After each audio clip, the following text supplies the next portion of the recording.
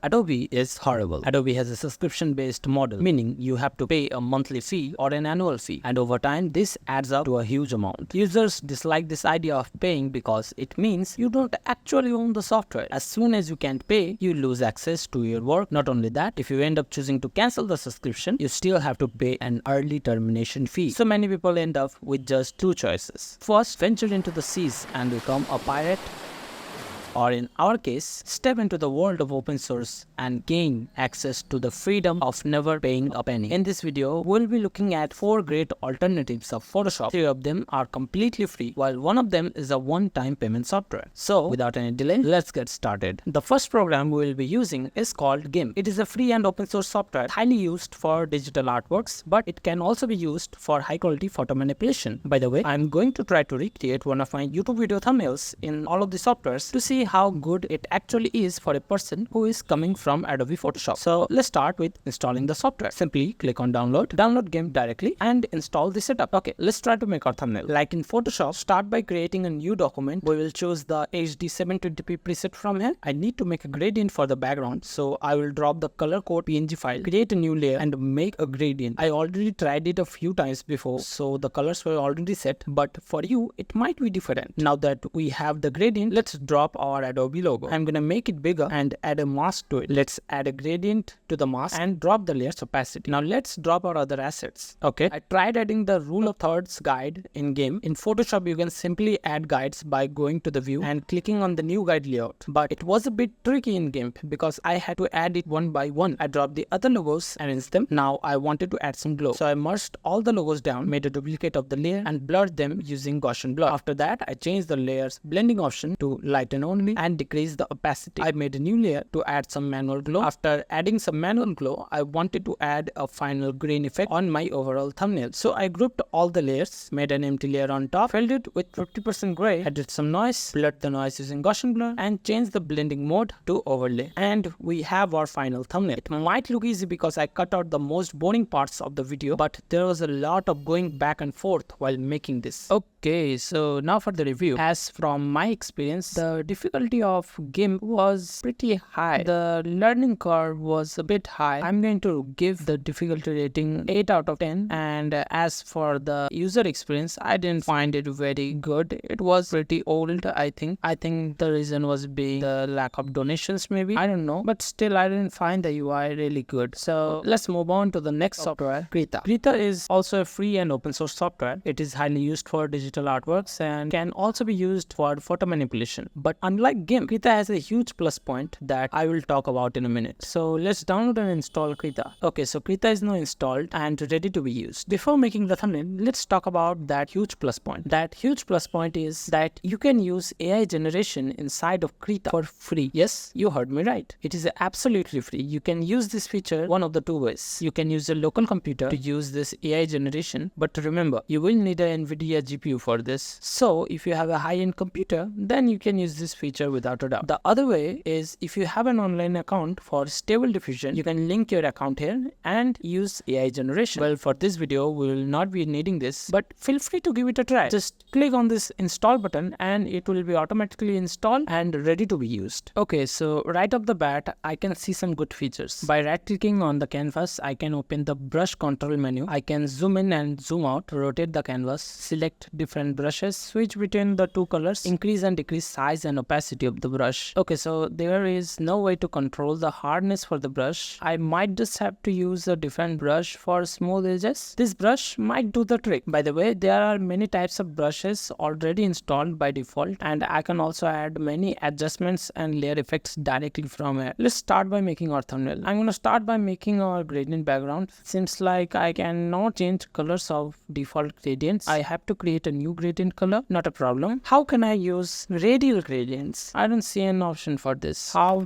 to make a radial gradient in Krita? Okay, so there is this tool option and I can change any tool properties from here. Okay, so now that the gradient is done, I'm going to add the Adobe logo. Okay, so I can use the Control T for transform just like Photoshop. I will add a mask and use the gradient tool. Let's drop the Photoshop logo. And how can I add some drop shadow? How to add shadow in Krita. Drop shadow in Krita. Okay, so I can right click on any layer and choose layer style and add some drop shadow. Let's add the rest of the icons, align them one by one. I'm going to copy and add the drop shadow on these layers. I will also add some inner glow on all the layers. I'm going to add some manual glow, change the color to color dodge and decrease the opacity. I'm going to add some grain on the top using add noise. On a 50% gray layer, desaturate it, and after adding some blur, I'll change the blending mode to overlay and decrease the opacity. Okay, I'm really happy with the result. As for the rating, the difficulty level was not that much high. The difficulty rating would be 5 out of 10. I just had to search only 2 times on Google for problems. For a free and open source software with AI generation for free, I think Krita is a really great software. Let's move to our next software, or should I say website. Photopea is like an online version of Photoshop. It has almost every feature that Photoshop has, and it works also exactly the same way, except for a few minor shortcut changes. Like when you have to transform a layer, you press Ctrl Alt T instead of Ctrl T, because if you press Ctrl T,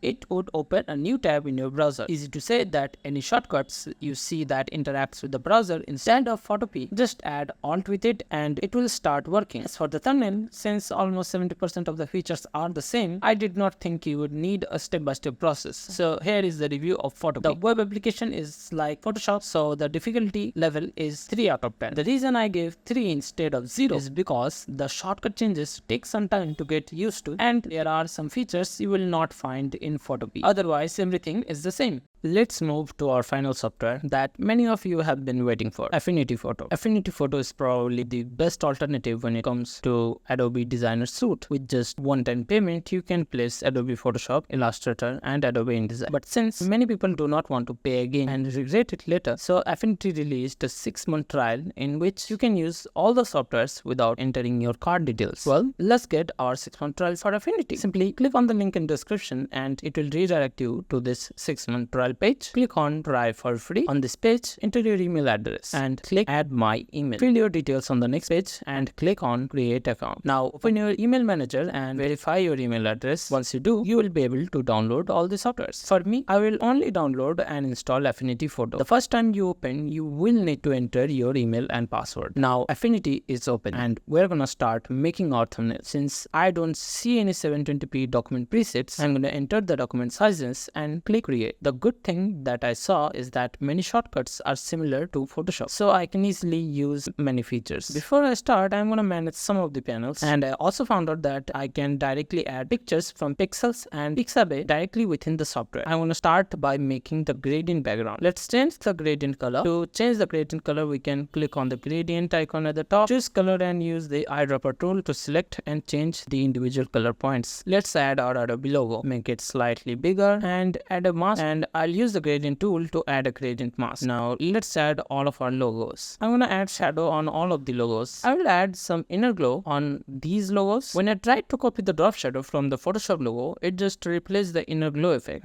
That's a problem. Well, nothing too much to worry about. Let's just copy and paste the effect on all of them. In this section, I tried adding some other effects, but it didn't really look good, to be honest, so I will later remove these effects. I selected the highlights using the tonal range from the select tab and made a duplicate of only the highlights using the command Ctrl J. I'm gonna add some Gaussian blur on this highlight layer to create a glowing effect. I changed the blending mode to screen and adjusted the opacity. Now to add some final grain, I made a stamp visible layer and added some noise from the filter section. And with that, the thumbnail was done. Now time for the review of Affinity Photo. I think the software isn't that bad, but there may be some things I might be missing when it comes to comparing it to Photoshop. This software is a good paid alternative, but still some features need some polishing. Like when copying the effect, it replaced all the other effects. And there is also a twist with their one-time payment plan. Basically, Affinity releases versions of their softwares, and currently the version is 2. If you pay and buy this software, you are only buying the version 2, not the upcoming later versions, meaning you will have to pay again to get the next released versions. But the positive side is that you can still use your paid version as long as you want. Even if they release any new version, you can still use your paid version. Okay, ladies and gentlemen, as as for today's winner, in my personal opinion, it was none other than Krita. Not only is Krita free and open source, but Krita also has generative fill, and also Krita's user interface was pretty good. I went blindly in Krita and made this thumbnail with the help of just 2 Google searches when I got stuck. But if you have the internet stability, I will recommend you to use Photo. It is also a good alternative, but without internet stability, you might lose your work. As for Affinity, there are a lot of tutorials on YouTube, and with the right amount of help, I think you can also achieve a great workflow inside Affinity Photo. Before ending the video, I must say that all the thumbnail files for each of the softwares will be available in the description if you want to see them for any kind of reason. With that said, if you want to see the best free softwares for Windows, click on this video right here.